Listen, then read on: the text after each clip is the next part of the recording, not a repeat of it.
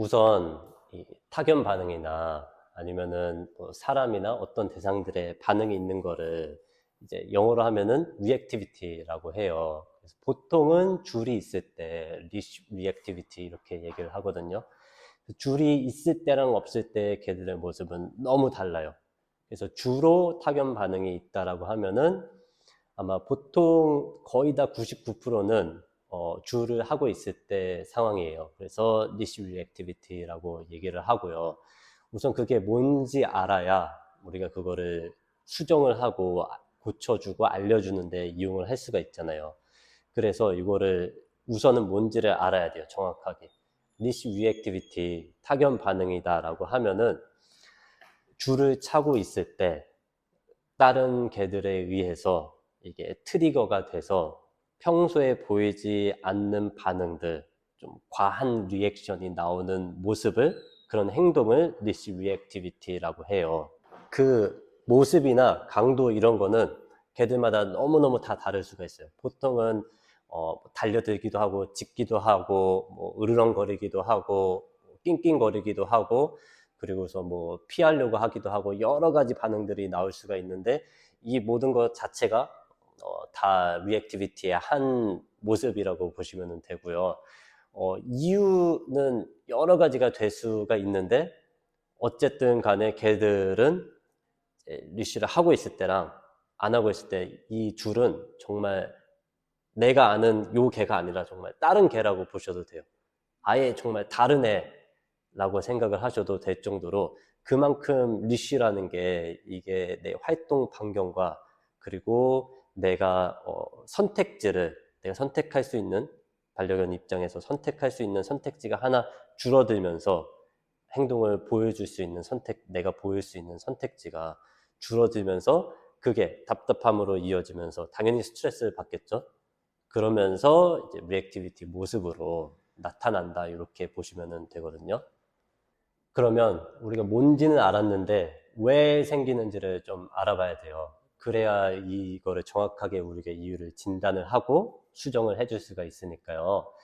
근데 그러면 우선 가장 첫 번째로 기본적으로 개들은 다 갖고 태어난 DNA가 다르고 유전자가 달라요. 다 부모한테서 물려받은 성질 자체가 다 다르고 그러다 보니까 어떤 애들은 내가 태어나서 어떤 자극을 받는데 만났는데 그 순간 마음에서 많은 감정들이 생길 수 있고 정말 큰 느낌을 받고 그런 친구들이 있을 수 있어요. 그거는 그냥 그렇게 태어났기 때문에 우리가 어쩔 수는 없는 거고요.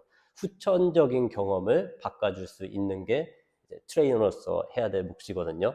그래서 첫 번째는 답답함에서 오는 거예요. 리쉬라는 것 자체가 내 활동 반경을 아까도 이제 제한한다고 했잖아요. 이 1.8m, 2m 정도의 거리 내에서만 움직일 수 있는 거예요. 그러다 보니까 활동 반경이 제한되니까 이 움직일 수 있는 옵션이 되게 상당히 제한적이라고 보면 되죠. 그러다 보니까 내가 내 오프리시 상황에서 걔들끼리 바디 랭귀지가 있고 표현하는 방식들이 있는데 그거를 할 수 있는 방법이 하나 없어지는 거예요. 그러다 보니까 그게 이제 반응으로 나타나기도 하거든요. 또 하나는 이제 답답함이라는 게 처음에 어렸을 때는 보통 대부분은 귀엽고 대형견이라도 작고 귀여우니까 가서 인사도 하고 서로 만나기도 하고 놀이도 하고 그러는데 그게 점점 커가면서 좀 부담스러워 하기도 하고 상대편 쪽에서 그리고 아니면은 내가 약간 조심하게도 되고 아니면 걔들을 좀 잘 못 읽다 보니까 여러 가지 이런 상황들이 합쳐지면서 점점 좀 거리를 두려고 하게 되죠. 그러다 보니까 마음속에서는 내가 그 전에 하고 좋아하던 게 있는데 반려견 입장에서 그거를 이제는 못하는 거예요. 그러다 보니까 답답함이 하나하나씩 쌓이게 되고 그래서 대부분 이 리액티브한 친구들이 오프리시 상황에서는 되게 프렌들리하고 친근하고 되게 잘 놀고 그런 친구들이에요. 근데 리쉬만 하면은 이런 상황들이 많이 발생을 하거든요. 그게 바로 이제 원래 항상 인사를 하고 내가 좋아하는 거를 했었는데 그게 어느 순간 제한이 되다 보니까 답답함이 많이 생기는 경우예요. 그래서 리액티브한 친구들의 거의 되게 많은 친구들이 실제로 처음에 이 리액티브하게 되는 과정이 처음에는 같이 놀고 다가가고 싶고 딱 그 마음에서 시작이 돼요. 또 다른 이유는 두려움이 생기거나 아니면은 불안감에서 많이 리액티비티가 많이 생기거든요. 타견 반응이라는 게. 이 리액티브한 친구들, 타견 반응이 있는 친구들은 보통 거의 대부분 좀 올바른 사회화 과정을 잘 거치지 못한 친구들이에요. 이게 올바른 사회화를 잘 거치지 못했다라고 얘기를 하면은 아까 처음에 케이스 말씀드린 것처럼 그냥 무작정 다가가고 무작정 같이 어울리고 만나고 했던 친구들, 그것도 사회화가 제대로 이루어졌다고 볼 수가 없거든요. 그래서 거기에서 기인을 하기도 하고 어쨌든 사회화 경험 자체가 올바르게 진행이 되지 않았던 친구들이 리액티브한 경우가 많아요. 올바르게 사회화가 됐다라고 한다면 분명 다른 개들에 대해서 아니면 다른 특정 대상들에 대해서 그게 사람이든 어떤 특정 대상이든 트리거가 되는 것들에 대해서 그냥 중립적인 경험을 많이 하고 나랑 별로 그렇게 상관없다. 이게 그냥 백그라운드 중에 배경 중에 하나다. 이렇게 많이 인식을 하고 지나갈 수 있거든요. 근데 그런 능력이 탑재가 안 된 거예요. 그러다 보니까 이 사회화를 제대로 못 거치다 보니까 불안감이나 두려움 자체도 더 많아지거든요. 물론 유전적인 영향도 있어요. 처음에 말씀드린 것처럼. 그래서 두려움이나 불안감이 있는데 그게 리쉬에 의해서 내 활동 반경이 제한이 되다 보니까 걔들이 약간 불편하거나 어려운 상황이 생기면은 하는 행동들은 크게 얼어붙거나 도망가거나 싸우거나 이 셋 중에 하나거든요. 근데 이 두 가지가 이제 불가능하게 된 거예요. 내가 이 자리를 뜨거나 얼어붙거나 해도 상대편 쪽에서 계속 다가올 수도 있고 아니면은 다가오지 않더라도 이제 걔들 입장에서는 나한테 다가온다라고 느낄 수 있거든요. 그러다 보니까 반응할 수 있는 선택지가 결국에 하나밖에 안 놓이는 거예요. 그거는 이제 싸울 수밖에 없거든요. 짖거나 나를 지키려면은 그럴 수밖에 없는 거예요. 그래서 두려움이 많으면 많을수록 더 많이 짖고 더 반응이 더 세게 나올 수밖에 없죠. 왜냐하면 그게 나를 지킬 수 있는 유일한 방법이라고 많이 생각을 하거든요. 그래서 그런 이유에 의해서 타견 반응이 생기기도 하고요. 물론 또 하나는 이제 과거에 어떤 경험을 했는지에 따라서 되게 행동이 달라지기도 하거든요. 걔들은 사람처럼 우리처럼 글을 읽고 생각을 하는 사고 방식 자체가 그렇지가 않잖아요. 그러다 보니까 과거에 있었던 일에 비춰서 앞으로 이런 일이 일어날 것이다라고 예측을 할 수밖에 없어요. 근데 과거에 뭐 줄을 하고 있을 때 물렸던 경험이 있다거나 아니면은 꼭 물리지 않아도 내가 불편했던 경험을 했던 친구들은 아마 그 다음 다른 개들을 만나게 되는 상황이나 아니면은 뭐 낯선 사람을 만나게 되는 상황이나 여러 가지 상황에서 그런 경험들을 계속 떠올릴 거예요. 근데 대부분 어때요? 그때 아니야 괜찮아라고 한다든지 아니면은 잘못 읽는다든지 훈련사분들도 이 개들이 보이는 반응을 잘못 읽는 분도 많이 있어요. 그러다 보면은 어떤 표현을 하고 있는지 이거를 잘못 해석을 하다 보니까 그 상황을 계속 푸시를 하기도 하고 뭔가 예를 들면은 내가 저 사람이 불편해요. 그 반려견 입장에서 내가 저 사람이 불편해요. 근데 계속 다가온다든지 아니면 보호자가 계속 만나게 한다든지 아니면 저 사람한테 뭐 간식을 받아먹게 한다든지 이런 식으로 접근을 하다 보니까 점점 더 혼란이 많이 생기고 그리고 나는 간식을 받아먹고는 싶은데 저 사람이 불편하기도 했는데 근데 거기서 약간 갈등이 시작이 되는 거죠. 그러면서 저 사람도 싫고 간식도 싫어지게 되고 뭐 이런 경우들도 있고요.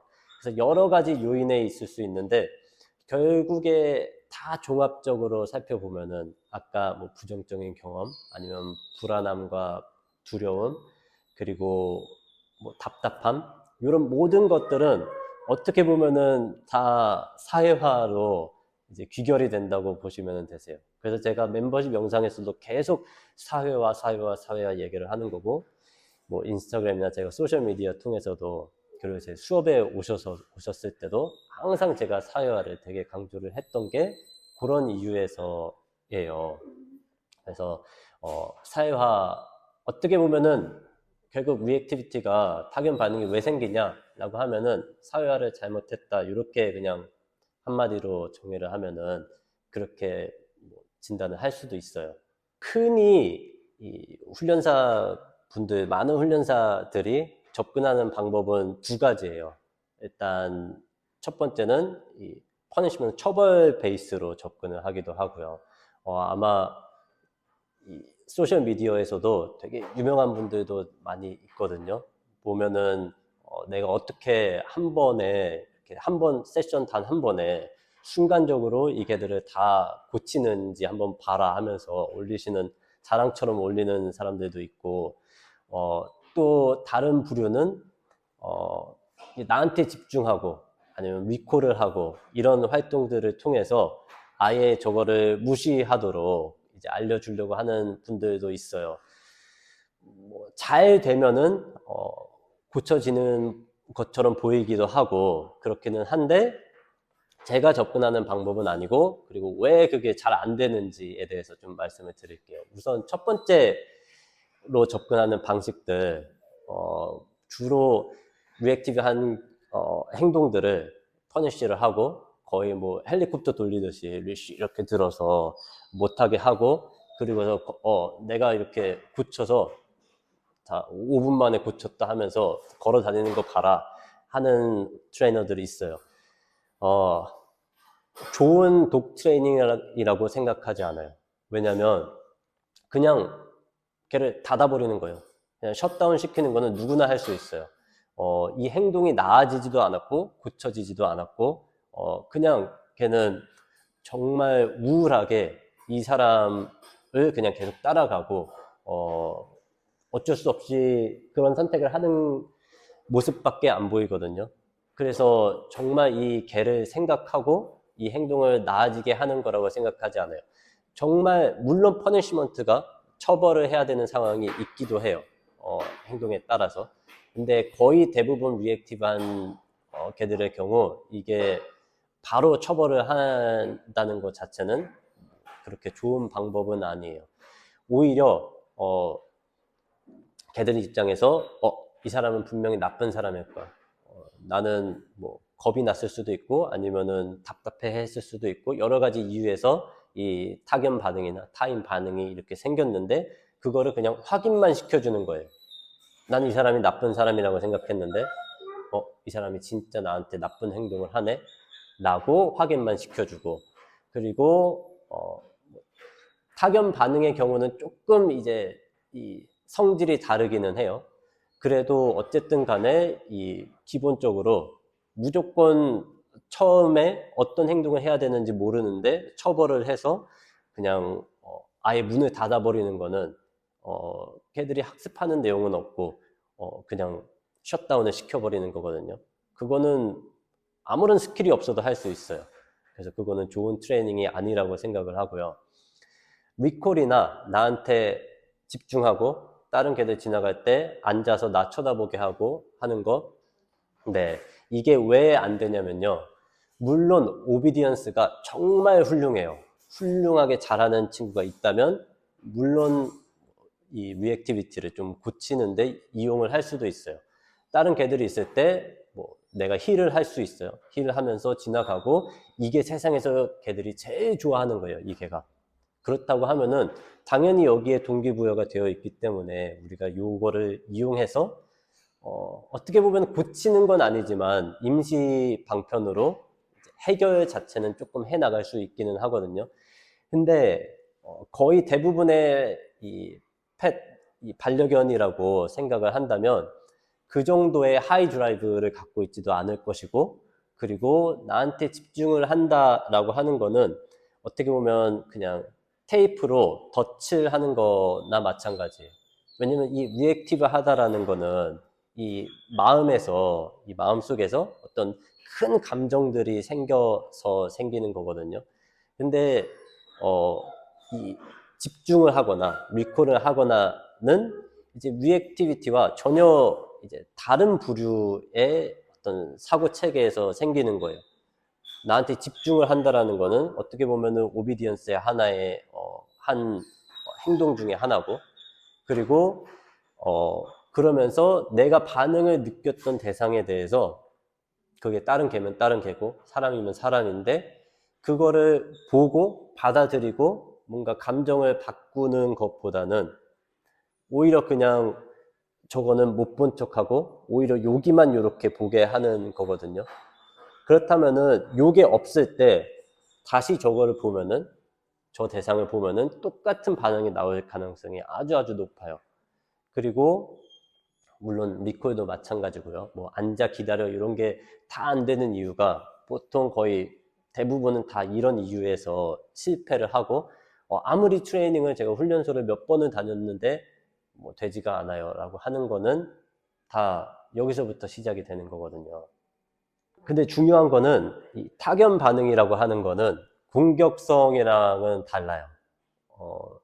흔히들 여기서 다른 트레이너 분들도 잘못 읽기도 하거든요. 왜냐면 모습 자체가 뭐 이빨을 드러내기도 하고 짖기도 하고 달려들기도 하다 보니까 너무너무 공격적인 개처럼 보이거든요.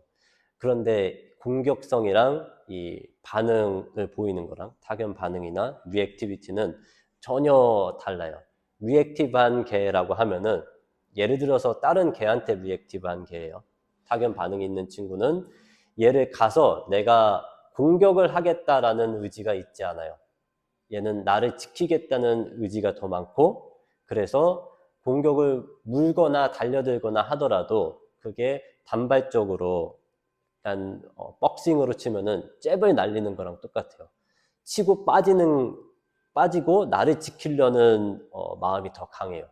근데 진짜로 공격적인 개라면 얘를 가서 내가 잡고 내가 공격을 해서 얘를 다치게 하겠다라는 게 동기부여예요. 내가 더 강하다라는 것을 보여주고, 그러니까 조금 더 도미넌트한 친구죠. 그래서 이런 개들과 이 리액티브한 개들은 정말 달라요. 그래서 퍼니시먼트를 하더라도, 처벌을 하더라도 공격적인 거는 우리가 처벌을 할 수 있어도 리액티브한 경우는 보통 처벌로 제가 바로 이제 접근하지 않는 이유가 바로 그거거든요. 그래서 보면은 이 공격적인 개들은 그렇게 시끄럽지도 않아요. 리액티브한 개들은 정말 시끄럽고 어쩔 줄을 몰라요. 계속 짖기도 하고 달려들기도 하고 계속 빙글빙글 돌기도 하고 여러 반응들이 나오는데, 정말로 공격적인 개들은 어떻게 보면 사자나 호랑이 같아요. 그냥 딱 이렇게 서서 나는 마음만 먹으면 이게 사람이든 뭐 그 개든요, 마음만 먹으면 내가 너 해칠 수 있어. 그래서 두려울 게 없는 거예요. 그러다 보니까 크게 나설 필요도 없는 거예요. 그래서 이게 되게 많이 다른 개념이다라고 일단 그거를 이해를 하셔야 되고요. 물론 리액티브한 개들 중에서 공격적으로 행동하는 모습들이 있어요. 그런 반응이 나오는 친구, 공격적인 반응이 나오기도 하고요. 근데 사람도 마찬가지지만 그냥 이 사람의 본성 자체가 공격적인 사람은 없어요. 개들도 마찬가지예요. 이 공격적인 행동을 하거나 공격적인 이 성향으로 뭔가 문제를 해결하는 이 경우가 많은 뭐 사람이라든지 개들이라든지 그런 경우는 있어요. 근데 누구도 그냥 1년 365일 24시간 내내 공격적이지 않아요. 아무리 공격적인 사람도 집에 가서는 되게 다정한 사람일 수 있고, 자고 있을 때는 뭐 정말 한없이 애기 같고 천사 같을 수도 있고, 밥 먹을 때 그냥 일상생활 할 때 아무렇지 않은 사람이기도 해요. 근데 그 사람이 공격적인 행동을 하기도 하거든요. 개들도 마찬가지예요. 그냥 아무 이유 없이 그냥 공격적인 행동을 한다? 이런 경우는 없거든요. 그러니까 리액티브한 개들도 공격적인 반응을 한다고 해서 그게 공격성이 있다라는 것은 아니고, 어떤 상황에서 어떤 자극에 의해서 공격적인 반응이 나온다라고 생각을 하셔야 돼요. 그래서 이게 다르다는 것을 조금 이해를 하시면 앞으로 대처를 하고 또 다른 분들을 알려줄 때 조금 더 그 차이점을 이제 관찰하고 접근하기가 쉬우니까 그거를 이해하시면 좋을 것 같아요.